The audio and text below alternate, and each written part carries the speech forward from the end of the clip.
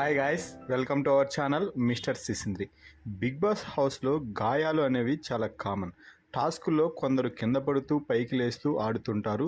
దీంతో గెలవాలనే తపనంతే తప్ప గాయాలు తగులుతున్నాయా లేదా అని కూడా కొంతమంది కంటెస్టెంట్స్ అయితే పట్టించుకోరు. దీని ద్వారా కొంతమంది కంటెస్టెంట్స్కి అయితే గాయాలు అవుతుంటాయి.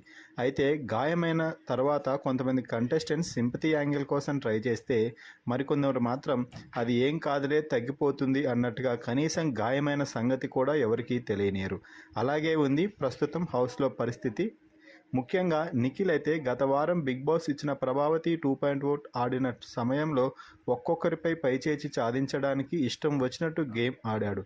పక్కన ఎవరున్నది చూసుకోకుండా తోసుకుంటూ దొబ్బుకుంటూ టాస్క్లో విజయమే లక్ష్యంగా అడుగులు ముందుకేశాడు.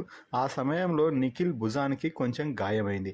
అయితే అప్పుడు బిగ్ బాస్ మెడికల్ రూమ్కి రమ్మని చెప్పినప్పటికీ బిగ్ బాస్ నాకేమీ కాలేదు, ఇప్పుడేం నొప్పి లేదులే, అవసరం లేదు అన్నట్టుగా చెప్పి నిఖిల్ ఆ గాయం గురించి మర్చిపోయాడు. అయితే ఆ గాయం ఈరోజు మళ్ళీ తిరగబెట్టిందని చెప్పవచ్చు. నిఖిల్ చేతికి మళ్ళీ కొంచెం పెయిన్ వస్తున్నట్టు అనిపించడంతో అందరూ హౌస్మేట్స్ కలిసి నిఖిల్ చేతికి మర్దన అయితే చేశారు. అయినప్పటికీ మర్దన చేసిన నిఖిల్ నొప్పిని భరించలేకపోవడంతో ఇక నిఖిల్కి బిగ్ బాస్ ఆర్డర్ వేసి మెడికల్ రూమ్కి ఎమర్జెన్సీగా రావాలి అంటూ చెప్పాడు. ఇక ఎమర్జెన్సీ రూమ్లో నిఖిల్కి డాక్టర్లు ట్రీట్మెంట్ చేసి మళ్ళీ హౌస్లోకి పంపించడం అయితే జరిగింది.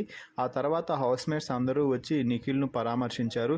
ఇప్పుడు ఎలా ఉంది నిఖిల్ అని అందరూ అడుగుతుంటే ప్రస్తుతానికి పర్వాలేదు, బాగానే ఉంది, చూడాలి మరి ఈ గాయం ఎంతవరకు నన్ను ఇబ్బంది పెడుతుందో అంటూ ఒకవైపు కూర్చొని మాట్లాడుకుంటున్నాడు.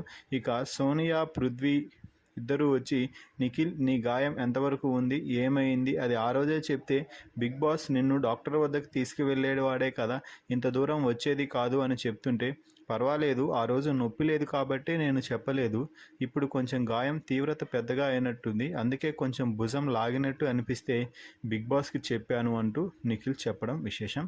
మొత్తంగా నిఖిల్ అయితే గాయమైందని చెప్పవచ్చు. టాస్కుల్లో ఏ టాస్క్ అయినా కూడా నిఖిలే ముందుంటాడు అందరికంటే అని అందరికీ తెలిసింది.